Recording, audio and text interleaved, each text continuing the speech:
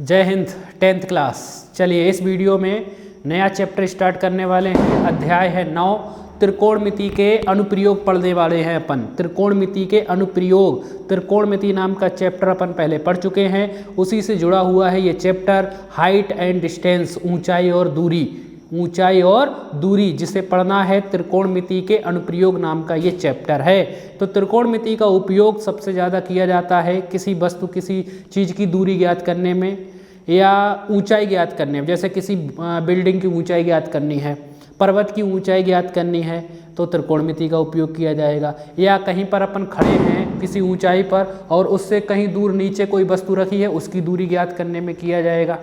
तो त्रिकोणमिति का उपयोग किया जाता है ज़्यादातर ऊंचाई और दूरी को ज्ञात करने के लिए। ठीक है, तो इससे संबंधित सबसे पहले कुछ परिभाषाएं हैं वो पढ़ेंगे, इसके बाद ये चैप्टर में आगे बढ़ेंगे। तो सबसे पहली परिभाषा है हमारे पास दृष्टि रेखा की। क्वेश्चन कहेगा दृष्टि रेखा क्या होती है, दृष्टि रेखा किसे कहते हैं। एक एक नंबर में ये परिभाषा पूछ दी जाती है। दृष्टि रेखा, दृष्टि रेखा मतलब क्या है, हमारी आँख के द्वारा, हमारी आँख से एक काल्पनिक रेखा मान ली जाती है। जब हम किसी वस्तु को देख रहे होते हैं तो हमारी आँख और वस्तु को मिलाने वाली रेखा काल्पनिक रेखा होती है, वो कहलाती है कौन सी रेखा, दृष्टि रेखा। ठीक है, परिभाषा बनी जब एक प्रेक्षक की आंख से, एक प्रेक्षक की आंख से वस्तु को देखने पर, एक प्रेक्षक की आंख से वस्तु को देखने पर या एक प्रेक्षक के द्वारा किसी वस्तु को देखने पर उसकी आंख और वस्तु के किसी बिंदु को मिलाने वाली रेखा दृष्टि रेखा कहलाती है। ठीक है, परिभाषा इस तरीके से दे सकते हैं, प्रेक्षक द्वारा किसी वस्तु को देखने पर प्रेक्षक की आंख और उस वस्तु के बिंदु को मिलाने वाली काल्पनिक रेखा क्या कहलाती है, दृष्टि रेखा कहलाती है। जैसे यहाँ पर देखिए, ये हमारी आंख है, मान लीजिए ये प्रेक्षक है, कोई देख रहा है किसी वस्तु को, ये प्रेक्षक की आंख है, प्रेक्षक की क्या है, आंख। यहाँ पर कोई वस्तु रखी है, कैसे भी आकार की कोई वस्तु है, ऊपर रखी हुई है। ठीक है, तो ये अपनी आंख से देख रहा है प्रेक्षक इस वस्तु को, इस बिंदु को मिलाने वाले। तो प्रेक्षक की आंख से उस बिंदु को मिलाने वाली जो रेखा होगी वो रेखा क्या कहलाती है, दृष्टि रेखा कहलाती है। कैसी रेखा कहलाती है, दृष्टि रेखा। ठीक है, तो प्रेक्षक द्वारा जब किसी वस्तु को देखा जाता है तब प्रेक्षक की आंख से उस बिंदु को मिलाने वाली रेखा, काल्पनिक रेखा, दृष्टि रेखा कहलाती है। ठीक है, अब काल्पनिक रेखा तो दृष्टि रेखा हो गई। दूसरी अब बात करते हैं, कोण बनते हैं देखने पर। एक होता है उन्नयन कोण, एक होता है कौन सा कोण, उन्नयन कोण। ठीक है, ये दृष्टि रेखा हो गई और आंख की एक सीध में भूमि के समानांतर, जमीन के समानांतर एक रेखा और खींच रहे हैं, इस रेखा को कह रहे हैं क्षैतिज रेखा। कौन सी रेखा, क्षैतिज रेखा, जमीन के समानांतर है, जमीन के क्या है, समानांतर। चलिए अब इन्हीं दोनों को मिलाकर ये परिभाषा बनने वाली है उन्नयन कोण की। तो ये हो गई दृष्टि रेखा और जमीन के समानांतर कौन सी रेखा होती है, क्षैतिज रेखा, जमीन के समानांतर। ठीक है, उन्नयन कोण क्या होता है, जब कभी भी हमें किसी वस्तु को देखने के लिए अपने सिर को ऊपर उठाना पड़ता है। कहाँ की ओर, ऊपर की ओर, मतलब ऊंचाई पर स्थित किसी वस्तु को देख रहे हैं, हम अपनी आंख से कहाँ देख रहे हैं, ऊंचाई पर स्थित किसी वस्तु को। तो जब किसी वस्तु को देखने के लिए हमें अपने सिर को ऊपर उठाना पड़ता है, कहाँ उठाना पड़ता है, ऊपर की ओर उठाना पड़ता है, तब दृष्टि रेखा और क्षैतिज रेखा के बीच बनने वाले कोण को कहा जाता है उन्नयन कोण। आँख के पास ही बनेगा, कहाँ बनेगा, आँख के पास बनेगा। ठीक है, फिर से सुन लीजिए, उन्नयन कोण की परिभाषा ये भी पूछ दी जाती है, उन्नयन कोण होता क्या है। जब कभी भी किसी वस्तु को देखने के लिए, जब हमें किसी वस्तु को देखने के लिए अपने सिर को ऊपर की ओर उठाना पड़ता है, तब दृष्टि रेखा और तब हमारी आंख के पास दृष्टि रेखा और क्षैतिज रेखा के बीच बना कोण उन्नयन कोण कहलाता है। सिंपल शब्दों में उन्नयन कोण तब बनता है जब अपन ऊंचाई पर स्थित किसी वस्तु को देख रहे होते हैं। जब ऊपर की ओर देखोगे तो उन्नयन कोण बनेगा। कौन सा कोण बनेगा, उन्नयन कोण, सिंपल शब्दों में। ठीक है, और हमेशा आंख के पास बनेगा। कहाँ बनेगा, हमेशा आंख के पास। और किन दो रेखाओं के बीच में, दृष्टि रेखा और क्षैतिज रेखा के बीच में। तो परिभाषा इस तरीके से बनी, जब किसी वस्तु को देखने के लिए हमें अपने सिर को ऊपर की ओर उठाना पड़ता है, तब आंख के पास दृष्टि रेखा और क्षैतिज रेखा के बीच बना कोण उन्नयन कोण कहलाता है। ठीक है, थीटा मान लिया इसको। तीसरा अवनमन कोण, अवनमन कोण। कौन सा कोण? अवनमन कोण। अवनमन कोण कब बनेगा? जब अपन ऊपर से नीचे देखेंगे। ऊपर से कहाँ देखेंगे? नीचे की ओर। मान लो अपन किसी बिल्डिंग पर खड़े हैं और नीचे देख रहे हैं सड़क पर किसी को खड़ा हुआ, तब जब हमारी आँख के पास, तो जब ऊपर से नीचे को देखेंगे जाहिर सी बात है सिर को झुकाना पड़ेगा। सिर को क्या करना पड़ेगा? झुकाना पड़ेगा। तो जब हमें किसी वस्तु को देखने के लिए अपने सिर को झुकाना पड़ता है, तब हमारी आंख के पास दृष्टि रेखा और क्षैतिज रेखा के बीच बना कोण अवनमन कोण कहलाता है। कौन सा कोण कहलाता है? अवनमन कोण। तो अवनमन कोण कब बनेगा? जब ऊपर से नीचे की ओर देख रहे हैं। सिंपल शब्दों में अवनमन कोण कब बनेगा? जब ऊपर से नीचे की ओर देखेंगे तब अवनमन कोण। उन्नयन कोण कब बनेगा? जब नीचे से ऊपर की ओर देखेंगे तब उन्नयन कोण। और दोनों ही कोण आंख के पास बनेंगे। कहाँ के पास बनेंगे? आंख के पास बनेंगे। ठीक है, चलिए फिर से समझ लीजिए। अवनमन कोण, जब किसी वस्तु को देखने के लिए हमें अपने सिर को नीचे की ओर झुकाना पड़ता है, तब आंख के पास दृष्टि रेखा और क्षैतिज रेखा के बीच बना कोण अवनमन कोण कहलाता है। सिंपल शब्दों में अवनमन कोण कब बनता है? ऊपर से नीचे की ओर देखने पर, और हमेशा ऊपर बनेगा। ये देखो कैसे, जैसे ये मान लीजिए आंख है, सिर को झुकाए हुए हैं, मतलब नीचे की ओर देख रहे हैं। नीचे यहाँ पर कोई वस्तु है, नीचे यहाँ पर क्या है? कोई वस्तु है। इस वस्तु को देखना है, तो इस वस्तु से देखने के लिए जा रही है दृष्टि रेखा। कौन सी रेखा? दृष्टि रेखा जा रही है। ठीक है, और जमीन के समानांतर होगी कौन सी रेखा? क्षैतिज रेखा। जमीन के समानांतर कौन सी रेखा? क्षैतिज रेखा। तो क्षैतिज रेखा और दृष्टि रेखा के बीच यहाँ पर कोई कोण बन जाएगा अवनमन कोण। कौन सा कोण बनेगा? अवनमन कोण। ठीक है, तो उन्नयन कोण हमेशा नीचे बनता है और अवनमन कोण हमेशा ऊपर बनता है। कहाँ बनता है? ऊपर, क्योंकि ऊपर से नीचे देख रहे हैं तो ऊपर बनेगा कोण अवनमन, और नीचे से ऊपर देख रहे हैं तो नीचे कोण बनेगा उन्नयन। तो नीचे बनता है उन्नयन, ऊपर बनता है अवनमन, बस। ठीक है, चलिए देखिए, तो ये हो गई परिभाषाएं कुछ छोटी छोटी जो कि एग्जाम में पूछी जाती है। अब अपन क्वेश्चन करेंगे। अध्याय 9 है ये, एक ही प्रश्नावली है इसमें। इस प्रश्नावली को ख़त्म करेंगे, कुछ IMP एग्जाम्पल भी हैं इसके। ठीक है, उसे समझेंगे अच्छी तरीके से। चलिए देख लेते हैं। तो पहला क्वेश्चन है इसका 9.1 प्रश्नावली, एक ही प्रश्नावली है। क्वेश्चन कह रहा है, पहला क्वेश्चन, सर्कस का एक कलाकार एक 20 मीटर लंबी डोर पर चढ़ रहा है। सर्कस का एक कलाकार है जो 20 मीटर लंबी डोर पर चढ़ रहा है। चढ़ रहा है मतलब ऊपर की ओर जा रहा है, तभी तो चढ़ेगा ना। ठीक है, अगर सीधी होती डोर तो चल रहा होता बोलता। चढ़ रहा है मतलब ऊपर की ओर जा रहा है। चढ़ रहा है, ऊंचाई पर जैसे चढ़ते हैं वैसे चढ़ रहा है, जो अच्छी तरह से तनी हुई है और भूमि पर सीधे लगे एक खंबे के शिखर से बंधी हुई है। यदि भूमि स्तर के साथ डोर द्वारा बनाया गया कोण 30 डिग्री का हो तो खंबे की ऊंचाई ज्ञात करना है। चित्र भी बना रखा है इन्होंने, लेकिन जरूरी नहीं एग्जाम में चित्र बना हो। आपको क्वेश्चन को ध्यान से पढ़ना है और चित्र बनाना है। ऊंचाई और दूरी ये प्रश्नावली करने के लिए चित्र बनाना आना चाहिए। चित्र बन गया आपसे, सॉल्व हो जाएगा क्वेश्चन। कुछ नहीं रखा है इसमें, बस मेन चीज है चित्र बनाना। आपने चित्र बना लिया, बिल्कुल आपसे क्वेश्चन बन जाएगा। ठीक है, चलिए देखिए, तो फिर से पढ़ लेते हैं। क्वेश्चन कह रहा है, सर्कस का एक कलाकार 20 मीटर लंबी डोरी पर चढ़ रहा है जो अच्छी तरीके से तनी हुई है और भूमि पर सीधे खंबे लगे खंबे के शिखर से साथ बंधी हुई है। चलिए देखिए, ये खंबा है हमारा और ये हमारी भूमि है। खंबा जमीन पर बिल्कुल सीधा खड़ा रहता है, तो स्केल से बिल्कुल सीधा खींचना है। जमीन बिल्कुल सीधी बनानी है, जमीन भी बिल्कुल सीधी बनानी है। तो खंबा है और जमीन है, तो ये लंब का काम करेगा, ये आधार का काम करेगा। तो जाहिर सी बात है यहाँ पर बनेगा 90 डिग्री का कोण। डोर बंधी हुई है, कैसे डोर? भूमि पर और खंबे के शिखर से, यहाँ और यहाँ से लेकर एक डोर बांधी गई है जो बिल्कुल तनी हुई है, मतलब इसे भी बिल्कुल सीधी बनानी है आपको। तनी हुई है, ठीक है, तनी हुई है। क्वेश्चन कह रहा है, यदि भूमि स्तर के साथ, भूमि स्तर मतलब जमीन के साथ, भूमि स्तर के साथ डोर द्वारा बनाया गया कोण 30 डिग्री का हो। डोर के द्वारा बनाया गया कोण 30 डिग्री है। भूमि स्तर के साथ कोण द्वारा, डोर के द्वारा बनाया गया कोण 30 डिग्री का है, तो खंबे की ऊंचाई ज्ञात करनी है। और क्वेश्चन कह रहा था जो रस्सी की लंबाई है वो है 20 मीटर। 20 मीटर लंबी रस्सी पर चढ़ रहा है, यहाँ है, यहाँ से ऊपर की ओर जाने की कोशिश कर रहा है। नाम दे दे कुछ भी, ABC। देखिए समकोण त्रिभुज बन रहा है।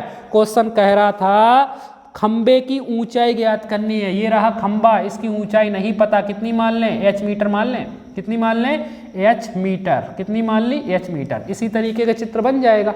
देख लीजिए एक बार फिर से, खंबा जमीन पर बिल्कुल सीधा खड़ा होगा, नीचे जमीन बिल्कुल सीधी। क्वेश्चन कह रहा है डोर बांधनी है, डोर बांध दी अपन ने खंबे के साथ, नीचे बिंदु के साथ। ऐसे ही बांधी जाती है डोर, जैसे आपने बिजली के खंबे भी लगे देखे होंगे, खंबा बिल्कुल सीधा खड़ा रहता, ऊपर बिजली खंबे को बांधते ऊपर और नीचे जमीन पर किसी के साथ बांध देते हैं, ठीक है। तो ऐसा ही बंधा रहता है। डोर की लंबाई 20 मीटर दी है, बोल रहा है खंबे की ऊंचाई ज्ञात करनी है जब डोर और भूमि स्तर के साथ 30 डिग्री का कोण बना रही है, ठीक है। चलिए देखिए, तो अपन इसमें सबसे पहले जो है हमारे पास वो लिखेंगे, माना कि AB बराबर h मीटर ऊंचा खंबा, माना कि AB बराबर कितना है, h मीटर ऊंचा खंबा, खंभा h मीटर ऊंचा खंबा है, ठीक है। माना कि ऐसा लिख देते हैं, समकोण त्रिभुज ABC में, समकोण त्रिभुज ABC में AB बराबर क्या है हमारे पास, AB बराबर h मीटर ऊंचा खंबा, यही निकालना है अपने को।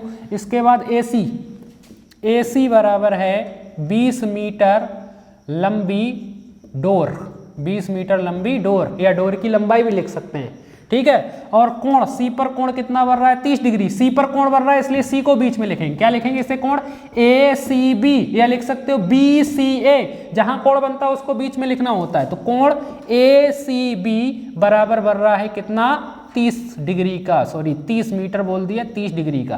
कितने डिग्री का कोण बन रहा है, 30 डिग्री का। चलिए देखिए, ये रहा हमारे पास समकोण त्रिभुज। त्रिकोणमिति हम पहले ही पढ़ चुके हैं, उस सारणी भी अपन पहले ही पढ़ चुके हैं, हर एक कोण के मान पढ़ चुके हैं। अपने को वो ही चीजें अपने पुराने सूत्र त्रिकोणमिति का उपयोग करेंगे और सॉल्व करने वाले, क्योंकि चैप्टर का नाम ही है त्रिकोणमिति के अनुप्रयोग। चलिए देखिए, तो हमारे पास लंब का मान निकालना है कब, जब कर्ण का मान दिया है। लंब का मान निकालना है कब, जब कर्ण का मान अपने को दिया है। तो लाल बटे कक्का में से ऐसा सूत्र लगाएंगे जिसमें लंब और कर्ण दोनों आते हों। तो साइन थीटा होता है, साइन थीटा बराबर लंब बटे कर्ण। कोसेक थीटा भी होता है कर्ण बटे लंब। तो साइन थीटा और कोसेक थीटा दोनों में से कोई एक लगा सकते हो, ठीक है। तो फिर से समझ लीजिए, लंब का मान निकालना है जब कर्ण का मान दिया है, तो ऐसा सूत्र लगाएंगे जिसमें लंब और कर्ण आते हों। आधार से कोई लेना देना नहीं, उसने नहीं बोला आधार निकालना है कि नहीं निकालना है, तो आधार से अपने को कोई लेना देना नहीं है। तो ऐसा सूत्र लगाएंगे जिसमें लंब और कर्ण दोनों आते हों।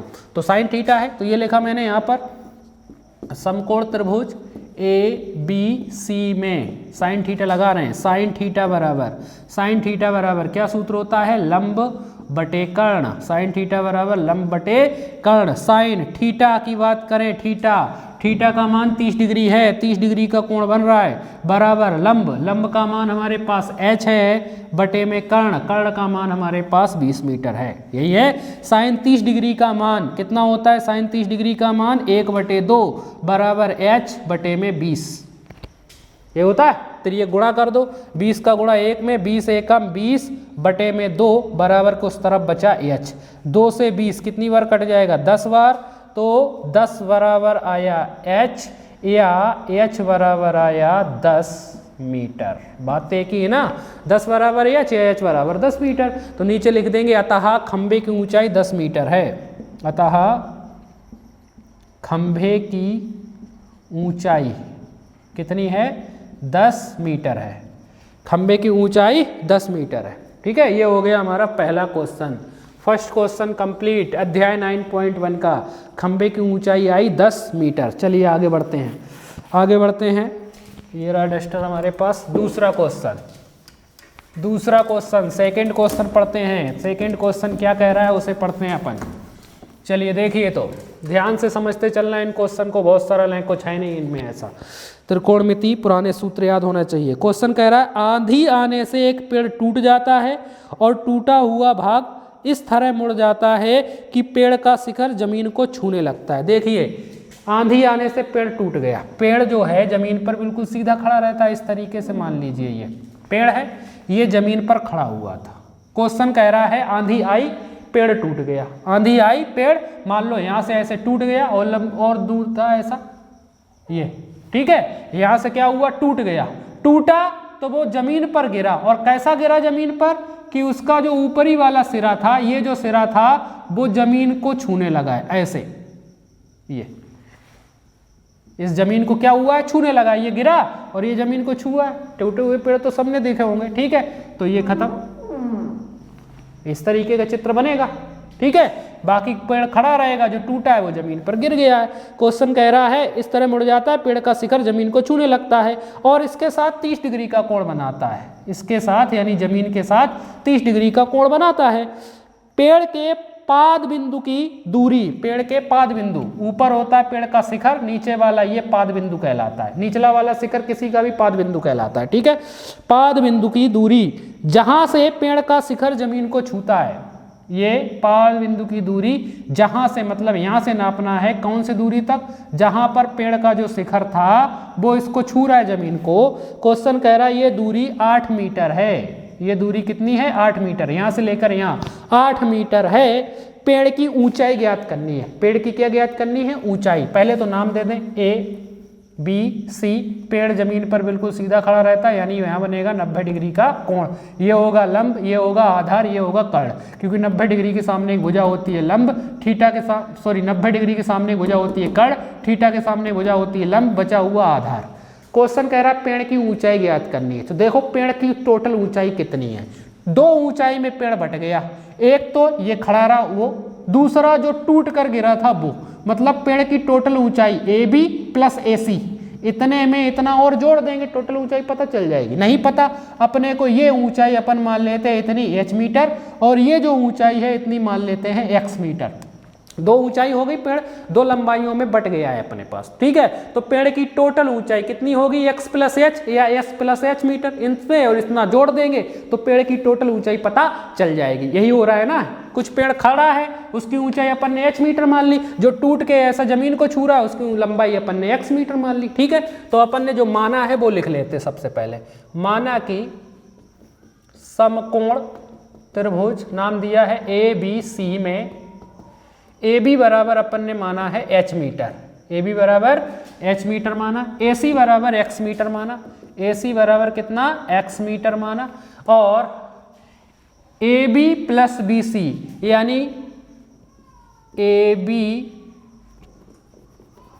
या ऐसे लिखते हैं पेड़ की कुल ऊंचाई, और पहले ये लिख लेते हैं BC बराबर 8 मीटर है, BC बराबर 8 मीटर है, और C पर कोण बन रहा है तो C को बीच में लिखेंगे ACB। कोण ACB बराबर है हमारे पास कितना? 30 मीटर, ठीक है। और पेड़ की कुल ऊंचाई, पेड़ की कुल ऊंचाई या लंबाई, पेड़ की कुल ऊंचाई या लंबाई बराबर कितनी होगी? H प्लस X मीटर या X प्लस H मीटर। यही होगी कि नहीं होगी इस चित्र के हिसाब से? बात आ रही है समझ में? चलिए अब यहाँ पर 2 मान निकालने हैं अपने को, एक H का और एक X का। इन दोनों के मान कब निकालने हैं? जब अपने को सिर्फ आधार का मान दिया है। चलिए एक एक करके निकालेंगे। सबसे पहले मैं निकालूंगा लंब, और लंब का मान निकालूंगा। कब निकालूंगा? देखिए लंब का मान निकालना है जब आधार का मान दिया है, तो ऐसा सूत्र लगाएंगे जिसमें लंब और आधार दोनों आते हो। टेन थीटा बराबर लंब बटे आधार। कॉट थीटा भी होता है लेकिन टेन थीटा लगाने वाला हूँ। ये लिखा मैंने समकोण त्रिभुज ABC में टेन थीटा लगा रहे हैं। टेन थीटा बराबर सूत्र होता है लंब बटे में आधार, लाल बटे कक्का से लंब बटे में आधार। टेन थीटा, थीटा का मान 30 डिग्री है, बराबर लंब, लंब का मान H मीटर है, बटे में आधार, आधार का मान 8 मीटर है। टेन 30 डिग्री का मान 1 बटे करड़ी 3 होता है, बराबर H बटे में 8, ठीक है। तो ये गुणा कर दो, 8 का गुणा 1 में करोगे 8 बटे करड़ी 3 बराबर आया H। यही आया हमारे पास, या पलट के लिख सकते हैं इसको, इधर कर देता हूं मैं, या H बराबर आ गया 8 बटे करड़ी 3 मीटर। चाहो तो सॉल्व भी कर सकते हो, अभी इतना ही रख रहे हैं मान लीजिए, हालांकि सॉल्व भी कर सकते हैं। तो 8 बटे करड़ी 3 मीटर आ गया हमारे पास, ठीक है, H का मान। अब अपन निकालेंगे X का मान। X कौन सी भुजा है? कर्ण।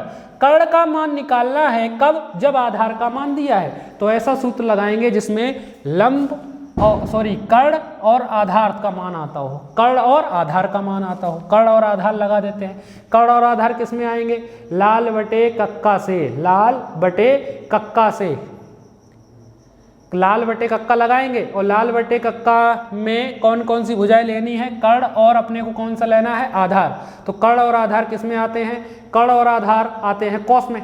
किस में आते हैं? कॉस में। कॉस थीटा, कॉस थीटा बराबर क्या होता है? आधार बटे कर्ण। कॉस थीटा बराबर क्या होता है? आधार बटे कर्ण। आधार बटे कर्ण लगा सकते हैं, कोई दिक्कत नहीं है।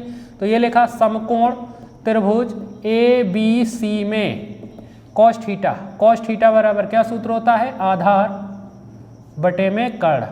तो कॉस थीटा का मान 30 डिग्री बराबर आधार का मान 8 बटे कर्ण का मान x। कॉस 30 डिग्री का मान कर्डी 3/2 होता है बराबर 8 बटे x।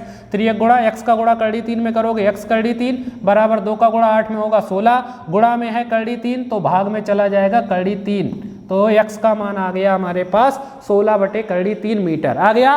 तो अब अपन पेड़ की कुल ऊंचाई निकाल सकते हैं। अतः पेड़ की कुल ऊंचाई बराबर कितनी मानी थी अपन ने, x प्लस एच या h प्लस एक्स, ठीक है, मान रख दे दोनों के। h ये नीचे भी सॉल्व कर सकते हो, h का मान 8 बटे कर्डी 3 प्लस x का मान 16 बटे कर्डी 3। ये आया, एलसीएम लेकर सॉल्व कर लो। कर्डी 3 एलसीएम आएगा 8 प्लस 16 हो जाएंगे ऊपर, इधर सॉल्व कर देता हूँ 16 8 8 6 14 24 बटे कर्डी 3, ठीक है, ये आया। अब परिमेय कर दे, कर्डी 3 से गुणा कर्डी 3 से भाग, तो ऊपर 24 कर्डी 3 बटे में कर्डी 3 का गुणा कर्डी 3 में 3 3 8 24 तो बराबर आया 8 कर्डी 3 मीटर।